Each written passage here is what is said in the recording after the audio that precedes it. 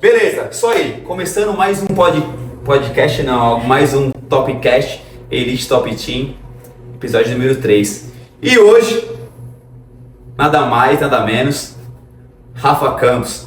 Carolina, Rafa Campos. Pós-treino. Vamos de treinar, treininho de 1h30, treino pegado aqui, forte. E hoje com a lenda da corrida de aventura, corrida de montanha. Uma lenda que não é nem lenda, né? Que ele está em ação ainda, né? Ainda continua no cenário. Então, Rafa Campos, valeu, Rafa, prazer. Prazerzão estar aqui falando, contribuindo com o pessoal agora, né? Porque aqui na Elite já tem um bom tempo. Um bom tempo. O Rafa, eu conheci ele, não sei data específica, tá? 2014, 15 talvez? Por aí. 15, conheci através do Chiquito, que eu treinei o Chiquito em 2007, 2008. Fiz algumas provas com o Chiquito lá naquela época de corrida de aventura, quando eu comecei com a parte do alto rendimento. E aí eu conheci o Rafa através das provas, né? Eu sempre via ele, sempre em pódio, sempre nas pontas das provas de corrida de aventura. Até que eu fiquei sabendo que ele morava aqui a 2 quarteirões da Elite. E aí o Chiquito, quando veio aqui na Elite, falou: mas o Rafa mora aqui. Eu falei: como assim mora aqui? E aí foi o primeiro contato conversando, isso 2015, 16, se eu não me engano. E aí, conversando com o Rafa, e de lá pra cá, a gente tem essa parceria, né? Entre treinos, conversas, muito diálogo e muita troca de experiência aí. É uma honra estar com o Rafa aqui com a gente. Obrigado. É um prazer poder compartilhar um pouquinho aí do que eu aprendi ao longo dessa jornada minha na corrida de aventura. Você começou já na corrida de aventura? Você começou, como que foi o início de tudo? Eu fiz esporte a minha vida toda, desde a infância. Eu fiz futebol, jogo futebol mal pra caramba, fiz tênis, fiz natação. Natação foi um esporte que eu fiz um bom tempo, que eu fui... Meu esporte de base de alto rendimento foi na natação. E aí eu quebrei o dedo uma vez, não podia nadar, comecei a correr também. Aí vi que corria bem, comecei a fazer duatlon. Aí do duatlon aquático fui fazer um triatlon. Fiz 2 provas de triatlon, começou a corrida de aventura no Brasil, em 99. 99? Uau.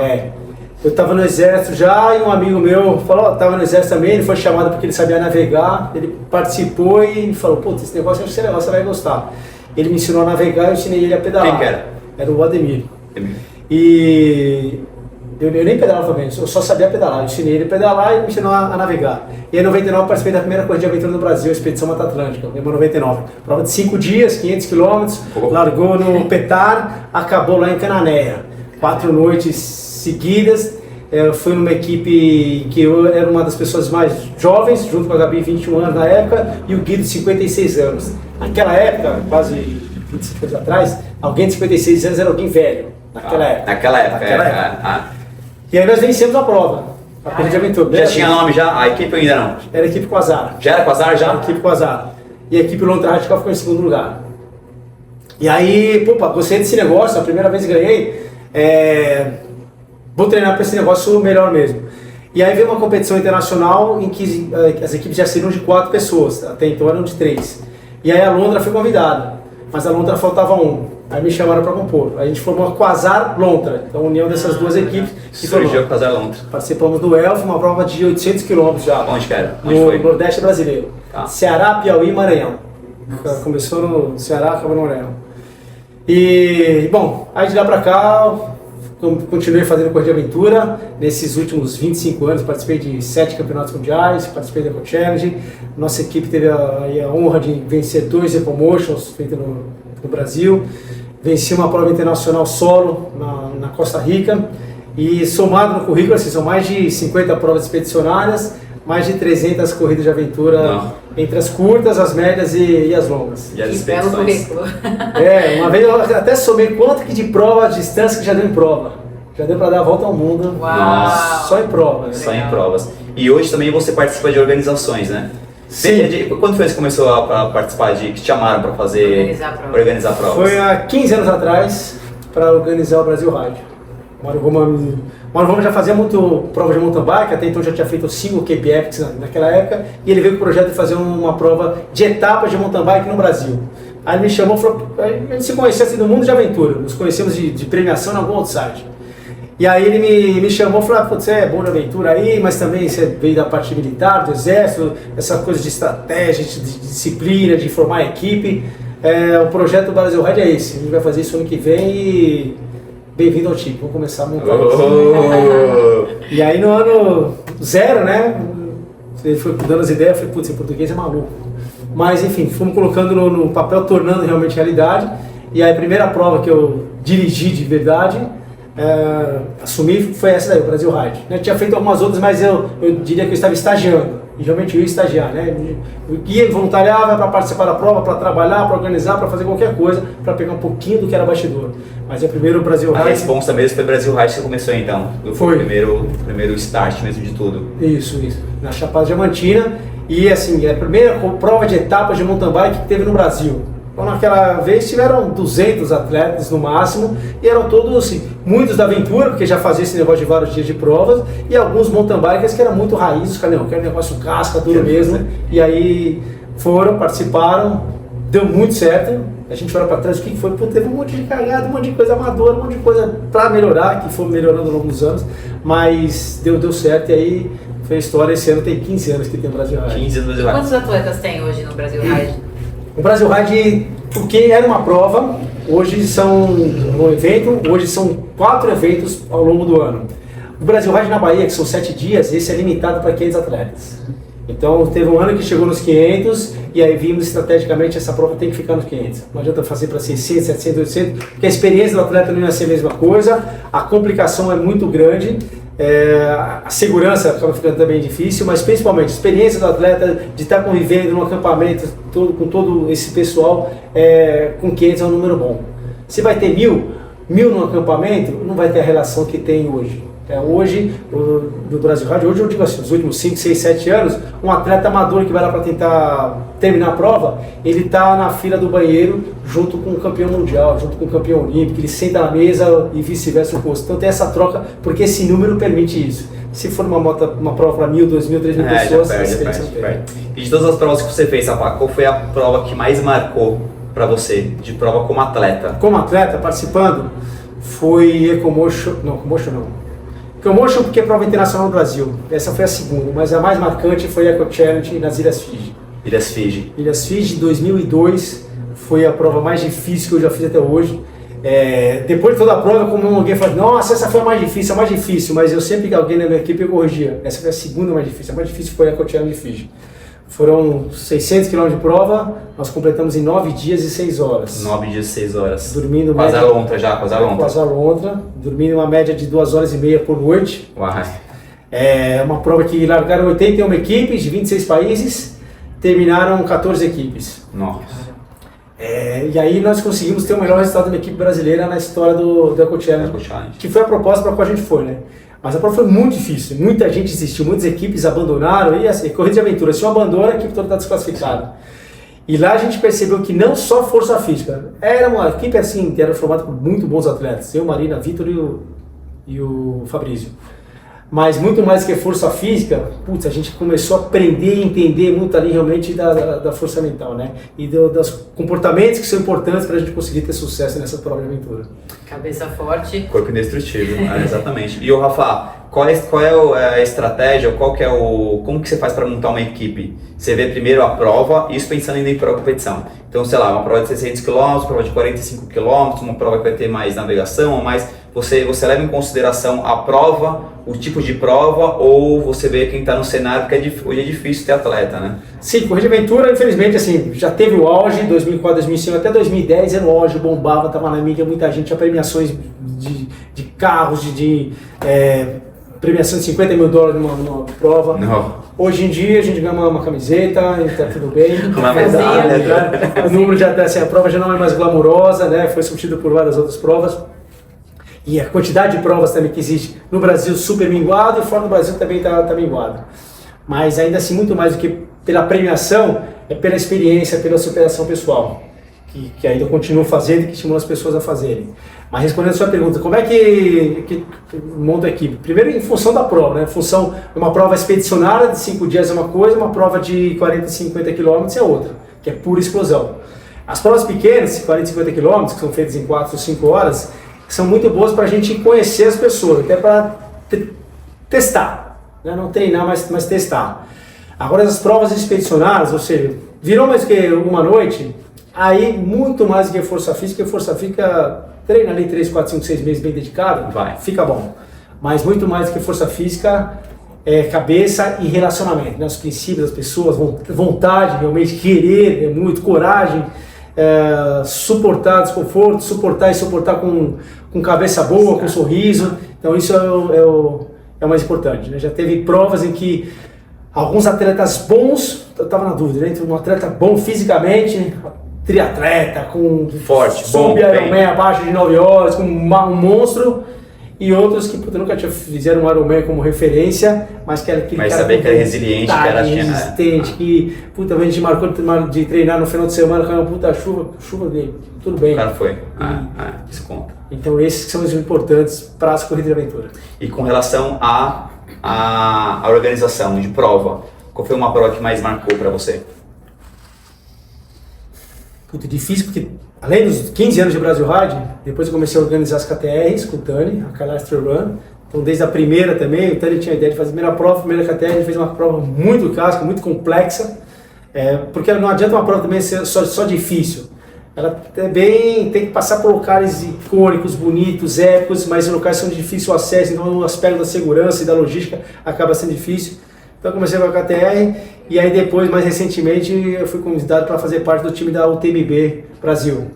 Que está sendo um desafio grande também, que a gente já passou de um número de determinados atletas, passamos para 3 mil atletas, 4 mil atletas para ficarem em provas aí com mais de 100 km. Que foi o recorde, né, das provas de trail run no Brasil, foi a que teve maior número de atletas. De trail, talvez o primeiro TMB, sim. Foi o que teve o maior número de atletas. Então, assim, a responsabilidade acaba ficando muito, muito grande, né? Porque toda a prova que eu estou dirigindo, que eu estou organizando, eu penso nos atletas ali, mas desde o atleta de altíssima performance, que é profissional e que ele tem que dar bom resultado, tem que ter visibilidade, até aquele que é iniciante. Eu me coloco assim, putz, se é minha esposa ou se um amigo iniciante que eu convidei e for participar e o cara entrar no perrengue. Ele vai estar seguro, ele vai ter um bom respaldo. Então eu acabo pensando nesses dois aspectos. Mas voltando, talvez uma das mais marcantes, né? O primeiro TMB em Paraty foi muito por causa dessa responsabilidade enorme, uma prova internacional.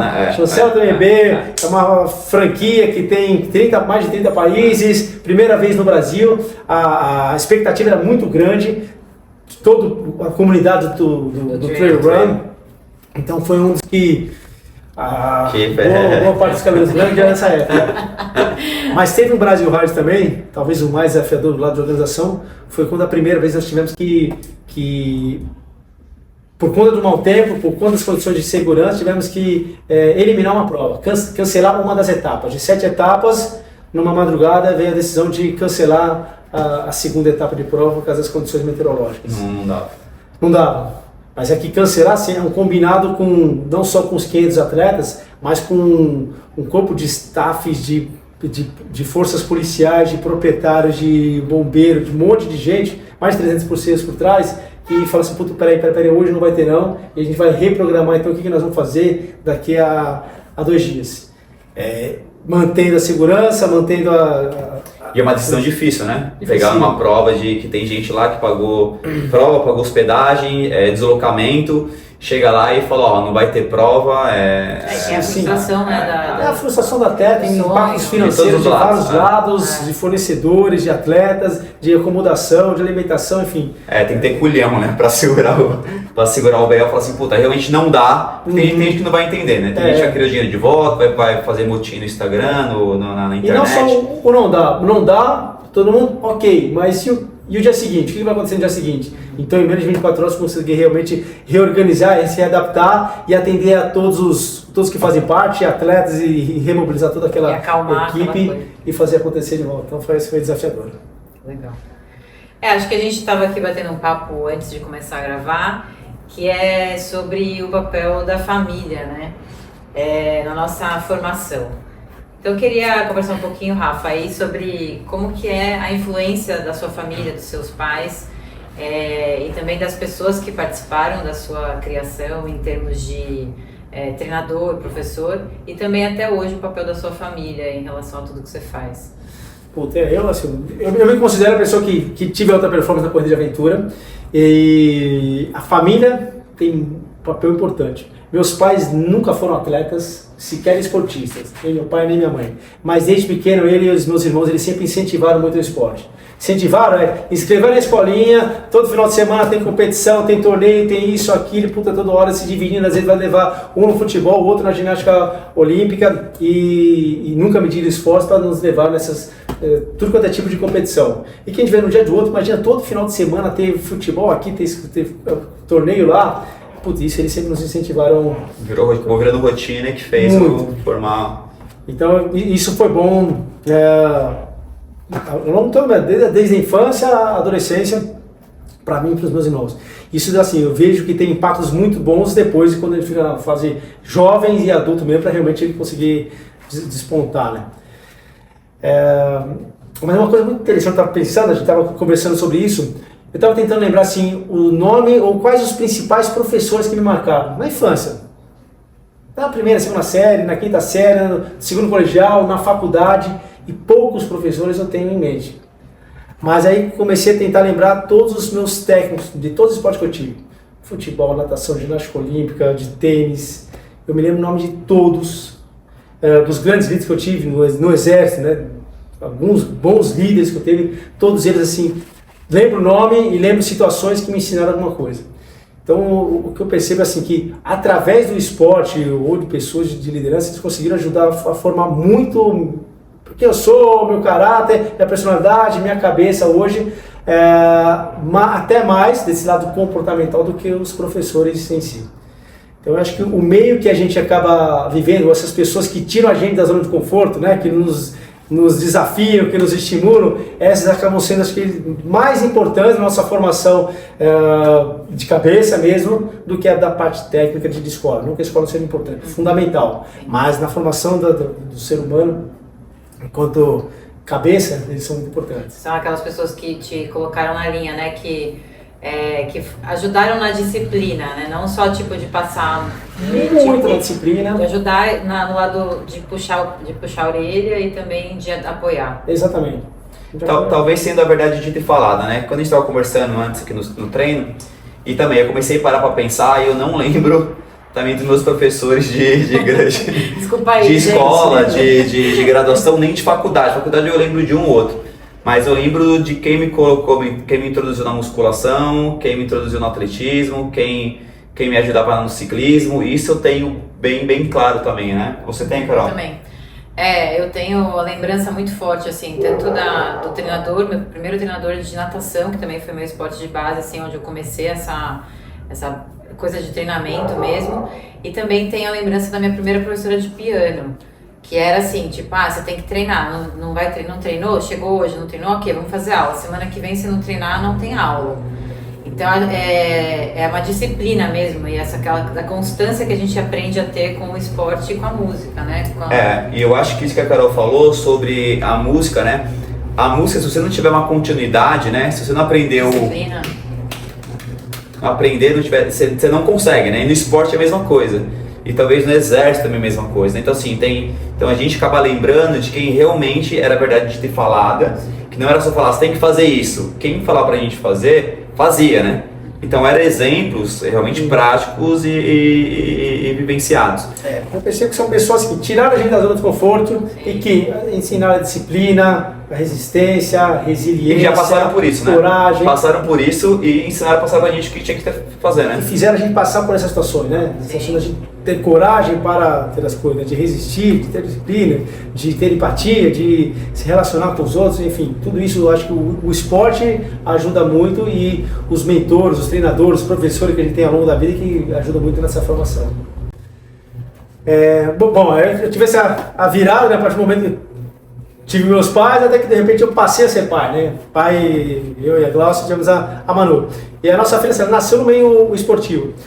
Desde pequena, a gente começou a levar ela nas provas, não porque tanta gente queria, porque não tinha com quem deixar. Então, é meu trabalho, o trabalho da Glaucia também, a gente para organizar as provas, trabalhar nas provas, pô, tem que levar a filha debaixo do braço, né? Quando era bebezinha, de repente tinha uma avó e a outra avó lá para ficar no carrinho, mas desde bebê sempre foi acompanhando as provas. E ela começou a ver muito esse cenário de esportes. E apesar de atrapalhar, né, de certa forma, você tem que às vezes dar atenção para a criança, mas também você tem toda a responsabilidade, deu para perceber assim que era envolvida naquele cenário, observando aquilo, tendo o esporte como referência, grandes ícones, hoje eu sou eternamente grato por isso. E aí com isso assim, eu tento dar o máximo possível de oportunidade para ela vivenciar vários esportes, para que vai ser uma grande atleta? Não sei, não tenho essa grande expectativa, mas que tenho certeza que isso está ajudando muito na formação desses serzinhos. E quando vai ser um adulto bem formado, mesmo que depois com seus 20, 30, 40 anos decida não fazer mais esporte, ok, mas pelo menos o que ele aprendeu através do esporte, ele está aprendendo, isso vai valer para a vida. Rafa, então a princípio a primeira parte da nossa primeira conversa, estamos encerrando pelo tempo. Mas queria agradecer, Rafa, por você estar aqui com a gente. Valeu, obrigado. É um prazerzão ter com vocês. Tantos anos aí. E é isso. Então, futuramente nós entraremos de novo com outro assunto, outro tema. Tem muito talvez. que tem muita coisa, tá? Então a gente tem que fazer uns talkzinhos menores para conseguir encaixar tudo. Beleza? Obrigada. Valeu. Valeu, gente.